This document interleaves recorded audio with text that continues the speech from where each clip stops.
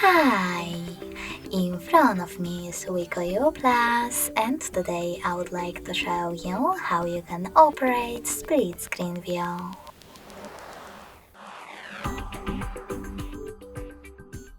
First of all, open two of your apps that you wish to use in this view. In my case, Play Store and Chrome. Now you need to access your apps by clicking on this square at the bottom right corner. Following that, hold one of them that you wish to use on the top half of your screen and drag it all the way up. Then let go. Now tap on the other one. And as you can see, following that, I can use both at the same time.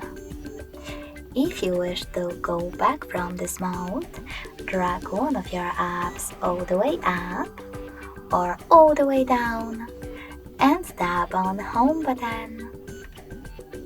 Thanks so much for watching. If you enjoyed this video, don't forget to leave a like, comment and subscribe. Bye!